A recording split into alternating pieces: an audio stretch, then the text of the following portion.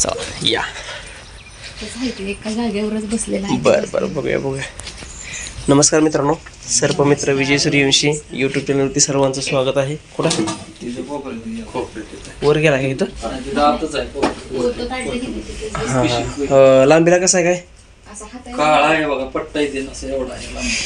काळं नसेल डार्क चॉकलेटी असू शकतो. हा, कारण तो कवड्या असण्याची शक्यता जास्त आहे, कारण तो बिनविषारी असतो. घाबरायचं काय कारण नाही, कारण काळा आपल्या भागामध्ये प्रमाण कमी आहे त्याचं.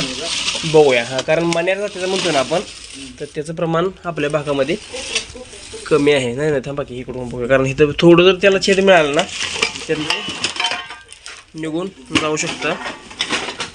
त्यामुळं आधी सापाला आपण बघूया आणि त्या हिशोबानं पकडूया. कारण सापाला कसं आहे, त्याला थोडी जरी जागा मिळाली तर ते आरामात जातं ते. हो, अरे बापरे, हाय वे काळा नवा अवयव. ह्याला म्हणायचं कॉमन ट्रिंकेट स्नेक, बिनविषारी असतो. चावलं तर काय होत नाही, घाबरायचं काय कारण नाही. तर बघा मित्रांनो, आपण या ठिकाणी आलेलो आहे. बघूया काय खाल्लंय का नाही वाटत नाही खाल्लेलं. बघूया तरी पण. तर बघा मित्रांनो, याचं इंग्रजी नाव कॉमन ट्रिंकेट स्नेक असं आहे आणि हिंदीमध्ये अलंकारात. आता अलंकारात का म्हणलं जातं बघा, त्याच्यावरची जर तुम्ही डिझाईन बघितली तर ते दागिन्यासारखी डिझाईन आहे बघा. आणि अर्ध्यापर्यंत डिझाईन आहे, अर्ध्यापासून चॉकलेट रंगाचा एकसारखा आडव्या साईडला पट्टा होत गेलेला आहे. त्याचा मूळचा रंग तपकिरी आहे बघा. आणि तुम्ही बघितलं बारकाईनं तर तपकिरी रंगाचं डोकं आहे, मानेवरती 2 काळ्या उभ्या रेषा आहेत आणि डोळ्याच्या खालच्या बाजूला एक काळी तिरकी रेषा आपल्याला दिसते. असे त्याला ओळखायच्या खुणा आहेत बघा. मराठीमध्ये याला तस्कर या नावानं ओळखलं जातं. बघू शकताय. सरासरी बघा 3 ते 4 फूट वाढतो. अधिकतम लांबी याची 5 फुटाच्या पुढे वाढते. हा, आणि एका ठिकाणी जर विटळ घालून बसला तर असा भास होतो की 2 साप असल्यासारखं वाटतं लोकांना, कारण वेगवेगळा रंग असल्यामुळं. तो जीभ बाहेर काढतोय याचा अर्थ तो हवेतला गंध ओळखण्याचा प्रयत्न करतोय, म्हणजे आजूबाजूला कोण शत्रू वगैरे आहे का ते पाहण्यासाठी तो प्रयत्न करतोय. बस एवढाच विषय असतो. घाबरायचं काही कारण नाही, कारण हा साप चावल्यानंतर माणसाला कुठल्याही प्रकारचा धोका होत नाही, कारण हा बिनविषारी साप आहे. बघू शकताय. फक्त त्याच्यावरचे पट्टे वगैरे बघितले की लोकांना विषारी साप वाटतो आणि लोक त्याला घाबरतात, एवढाच विषय आहे. बघू शकताय तो कशा प्रकारे तो कपाटात बसलेला आहे आणि कपाटात बसून या ठिकाणी लोकांना त्यानं भीती दाखवलेली आहे. निघा बाहेर.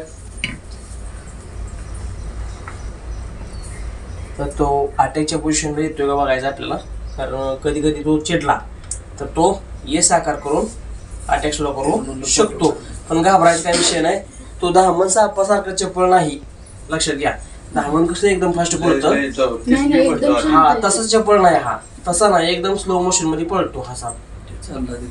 नाही जाऊन देत नाही त्याला, मी काळजी करू नका. त्याची हालचाल, त्याचं राहण सहन कसं आहे ते तुम्ही बघू शकता या ठिकाणी. असं एकदम फास्ट पळत नाही, काय नाही. आठवड्याला 6-7 उंदीर खातो आणि आपली मदत करत असतो. त्यातून आपल्याला काय धोका होत नसतो. कारण कसं असतं की सापांचं सगळ्या जोपर्यंत बक्षीस मिळतंय तोपर्यंत ते बक्षीस गिळतच जातात, लक्षात घ्या. हा, ते उंदराच्या हिशोबानं येतं. तरी आज उंदर नाही, ती शांत आहे. हा, उंदीर खाण्यासाठीच तो आपल्या घरामध्ये येतो. आपल्याला चावायसाठी कुठला साप आपल्या घरामध्ये येत नसतो, लक्षात घ्या. आणि सापाला तशी बुद्धी नाही. खाल्लाय का नाही उंदीर? नाही, त्यानं काहीच खाल्लेलं नाही. खाल्लेलं असतं म्हणजे आपल्याला ते तेवढाच भाग फुगलेला दिसतो. तसं याचा एकसारखा फुगलेला आहे, याचा अर्थ त्याची तब्येतच तशी आहे. तर बघा मित्रांनो, आपण हा पकडलेला थोड्या वेळापूर्वी कॉमन ट्रिंकेट स्नेक म्हणजेच हा तस्कर जातीचा बघा आपण सुरक्षितपणे निसर्गाच्या अधिवासामध्ये सोडून दिलेला आहे बघा. तर तो कशा पद्धतीनं अगदी सुरक्षितपणे निसर्गात गेलेला आहे तुम्ही बघू शकताय.